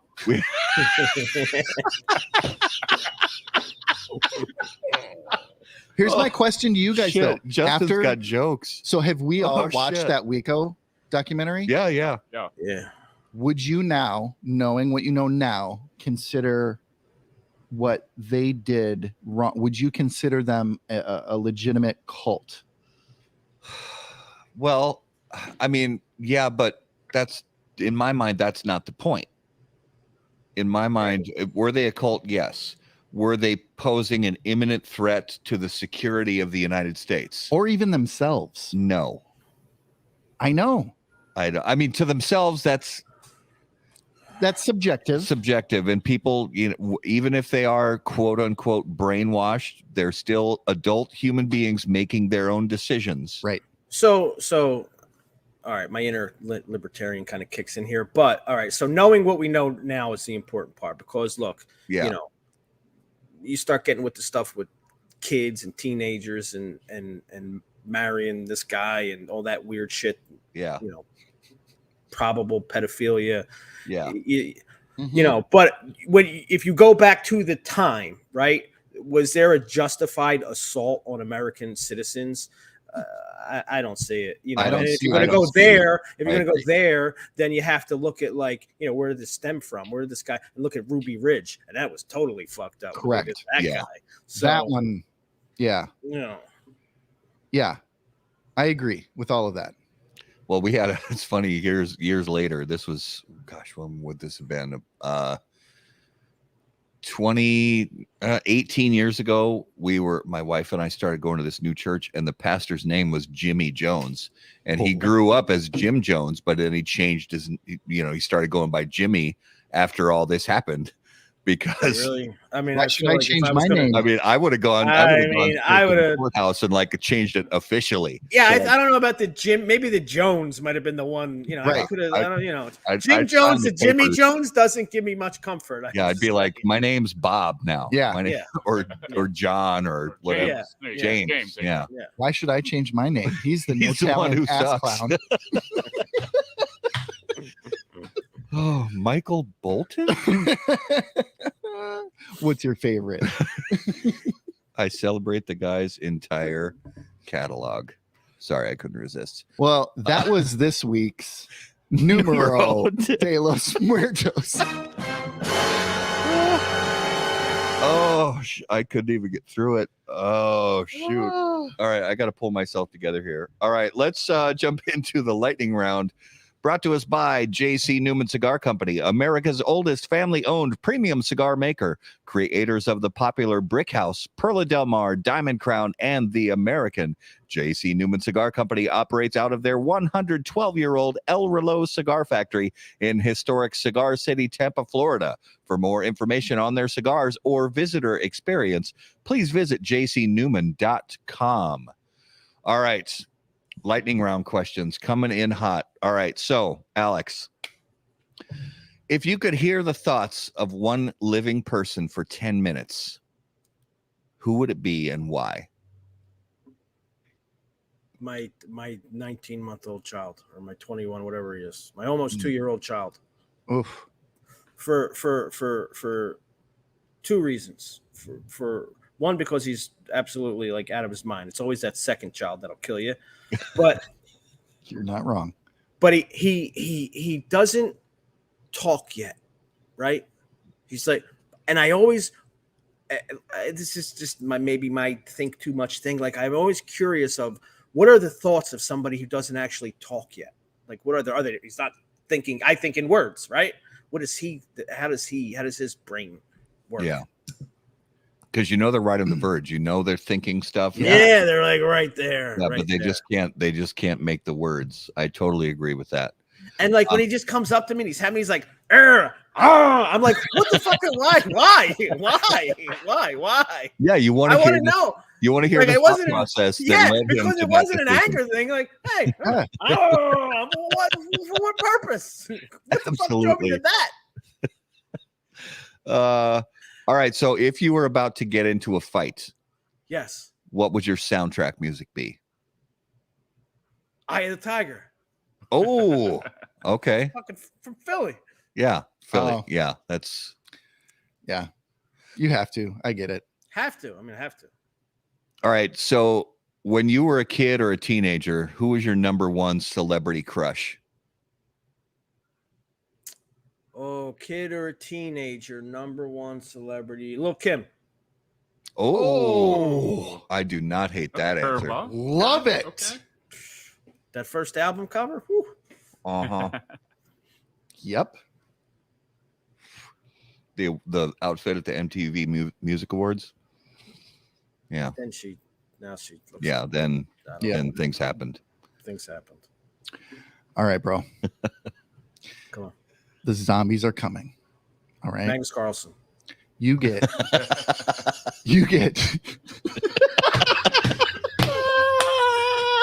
doesn't apply. Oh, I love it so much though.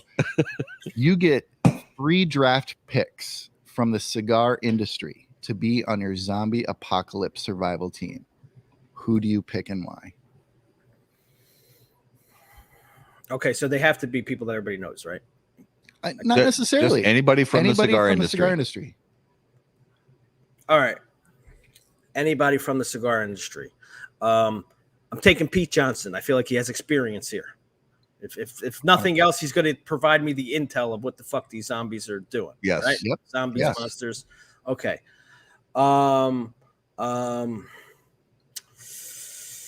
I feel like Steve Saka owns a few guns. He's a New Hampshire guy. He seems like a wilderness type. So I'm taking Steve.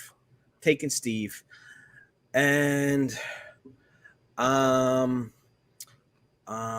right, I need one more, right? Yep. One more. So this last one, it's yes, you're fucking right. I'm taking Booth. Yes.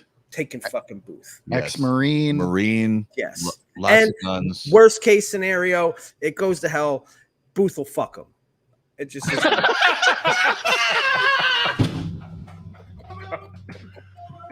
All right, that was the end of How About That Cigar? But have a great night. That was the best zombie apocalypse moment. How about that cigar? Woo! And it's going to be Boofy approved. That's the best part. Oh my gosh. Oh, Somebody tag Matt Booth in the comments, please. I've never thrown my headphones and had to walk off laughing before. That was, oh Lord, that's else you got? Is that it? priceless. What else you got? We gotta save other questions for next time we have you on the show. That's I'm spent after that Booth comment. Holy shit, that was fantastic. All right, let's move into this week's notable smokables, and notable smokables brought to us by Luciano Cigars. Notable cigars, notable passion, notable purpose. So each week we name a cigar that we smoked recently that was notable to us. It could be a cigar that's been on the market for decades that we revisited for the first time in a long time, or a cigar that's brand new to the market that we tried for the first time ever. Alex, we know you were sick for a little while, but what's something you smoked recently that stood out to you? So prior to that, I actually have a box here. I'll show you. The McAuliffe Black. Oh, very nice. I got to try them. We had them here. They're available now in Smoke Inn. But I like this cigar. Not only is it a good cigar, but I like when you see a company like take big departures from what they normally do and try something new. And that's what they did here. This is a good, full body, strong cigar. And it's outside of their normal realm. Great price, $8. Unfortunately, I haven't smoked one in like 2 weeks because I've been sick. And I wanted to smoke one tonight, but I said, I know it's going to taste like shit because everything tastes like shit. So I'm not it. And it's too strong for me right now for just getting over sick. But yeah, that's a cigar that stood out to me when I smoked it for sure. Mostly because, not only is it a good cigar, but it's as somebody who smoked a lot of McAuliffe and I have a good relationship with those guys, to see these guys take a jump and a departure from what they normally do. I like that kind of stuff. Yeah. Nice. 100%. Garrett's, what's a notable for you this week? Man, I was so I've got a hot tub in the backyard, and I was smoking a Amendola Especial, and damn it, I've only got 2 of these left. And that cigar is fucking phenomenal. Yeah. I can't choose between which I like best between the Padrino and the Especiale. And I texted Jeff and I was like, bro, I'm so pissed. I've only got 2 of these left. And he was like, yeah, it's my favorite. Yeah. Yeah. It's a really nice cigar. So good. Yeah, those guys make good stuff, man. They really do. And honestly, the Especial and the Padrino, they're literally like this for me. And they didn't get the love or the attention in the media that I felt like they did because of when it was released They weren't really qualified for any year of the list. It was, you know, it was a tricky time. Yeah. And so I just hope that people get a chance to really enjoy that cigar and get on that train, because it's a phenomenal cigar. So my notable this week, you guys are going to laugh. I'm going way outside of the box here, and I know this is a show about premium hand-rolled cigars. Where are you going? So as we all know, I am a big fisherman. I love to go and there's this group of guys that I go fishing with. We try to go a couple times a year. Sometimes it only works out once a year. And we've been doing this forever, a very, very, very long time, since before I was a premium cigar smoker.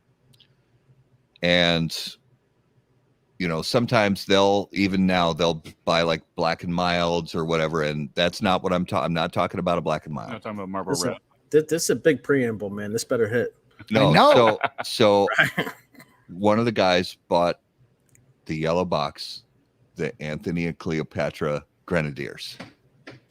And I smoked one of those last weekend.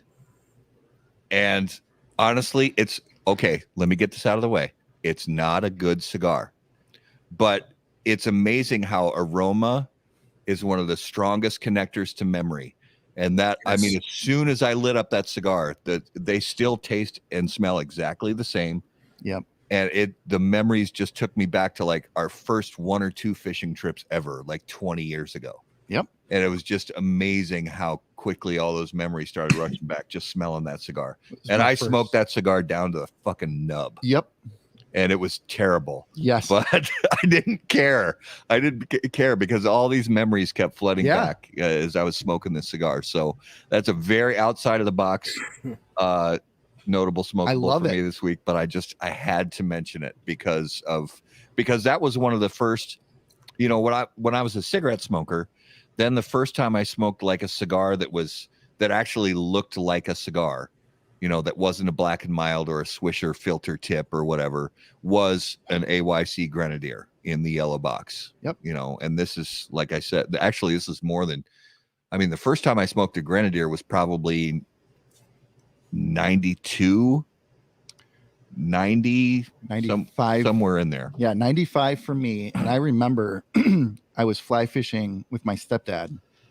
And it's a fishing cigar. He gave me one. Yeah. And I was 17 and I was like, finally, because I had been hunting and fishing with him and smelling that cigar for years. And he gave me one. And it was just like this moment of, I bet. And I haven't had one in years. It brought me back. It brought me back. And the other guys finished the rest of them. But I was like, oh, shit, I think, because we're going again this weekend. Oh, dope. And I was like, oh, shit, I might actually pay real cash money for a box of Grenadiers. I can't believe I'm going to do that, but I might actually do that this weekend. Love it. Don't judge me, people. No. Don't judge me. Hey, man, go for it. Yeah. So that was this week's Notable Smokable, brought to us by Luciano Cigars, improving lives through fine cigars. Visit lucianocigars.com to learn more. So we have some great coming attractions to let you guys know about. Those are brought to us by AJ Fernandez. Born and raised in Cuba, AJ Fernandez now produces unparalleled premium cigars in Esteli, Nicaragua. The AJ Fernandez portfolio of cigars provides blend strength and flavor profiles to match the preferences of any premium cigar consumer. Whether it's New World, Dias de Gloria, San Latano, Enclave, or Bellas Artes, you are sure to be satisfied with a premium cigar from AJ Fernandez. So, and just a quick little note to throw in there. The final tonight in Stanley Cup Final Game 2, Golden Knights 7, Florida Panthers 2. So two games to 0 lead for Vegas. Good luck, Florida. So next week on the 12th, we have none other than Mike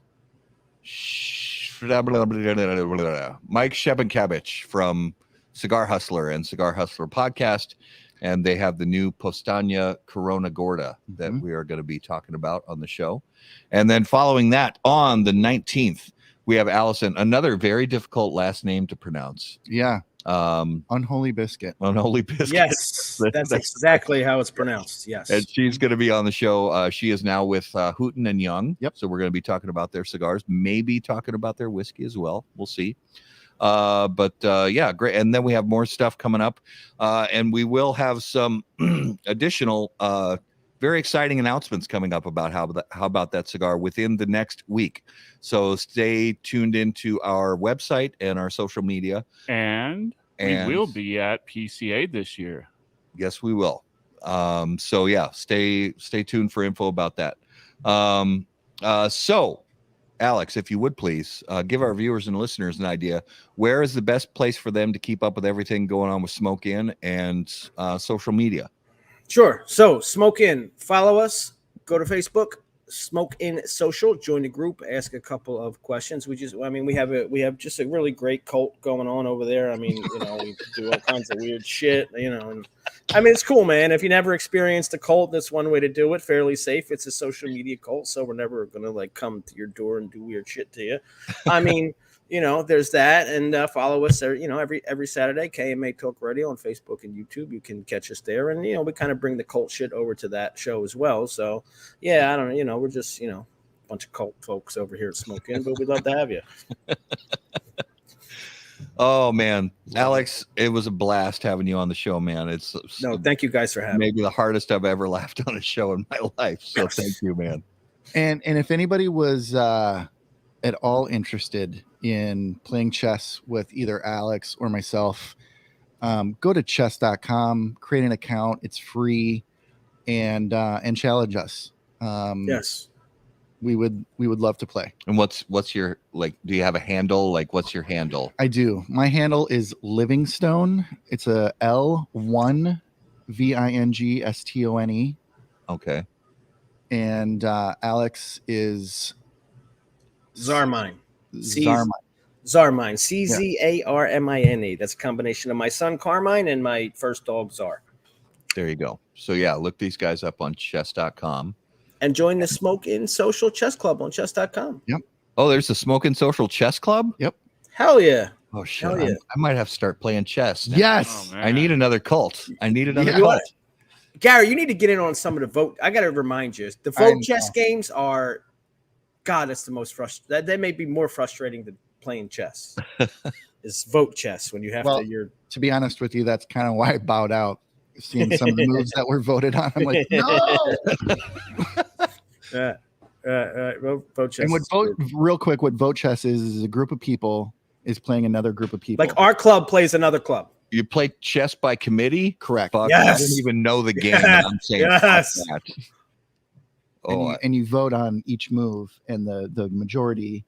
I'd rather blend a cigar by committee, and that sounds like a nightmare. More Lajero. Oh shit. Garrett, did you play Brian? Yeah, I play Brian every day. Brian's good. Me too. He is Me good. too. Brian's good. We play Nice guy too. one classic game and one Fisher. And one Random Fisher game. Random. I do the same thing. Yeah. The same thing. Yeah. One of these days, Fisher. I'm actually going to know all these chess terms. Fisher Random is a whole other That's a different nightmare animal. of chess. Yeah. Oh, there's varieties to it. See, Oh, I yeah. I don't know if I. Oh yeah. I don't know if I. Dude, can go and down we that got to rabbit play hole. Bug House. We got to play Bug House, and we need to play Duck Chess. Yes. You guys are making this shit up. I 100% swear. not. No. These are And that's just that's Duck the simple chess one. is it looks like it's super stupid, but it's so fun. Bro, it's so fun. It's so fun. It's so fun. Yeah, and it's frustrating like anything else in chess. Yeah. How can a king and pawn win? Pawns win. Yeah. It's insane. I can't keep up. Burn knights, not bridges. Burn nights, not bridges. Well, Alex, thank you so much, brother, for being on the show. We really appreciate it. Hang out in the green room for a minute to Absolutely. say a proper goodbye. All right, viewers and listeners, guys, thank you so much for being the best part of How About That Cigar Live. We really appreciate you guys being with us live on Facebook and live on YouTube. Take just a minute, if you would, please, and subscribe to our YouTube channel. Leave comments and likes on the videos. That helps us out a lot. And be sure to follow us on Facebook if you watch on there, because that helps us out a lot as well. If you guys have questions for us, you can email us on the website, howaboutthatcigar.com. Make sure to follow us on all social media at HBT Cigar. And of course, until we see you guys next time, burn cigars, not bridges. Thanks, guys. Thanks, everybody.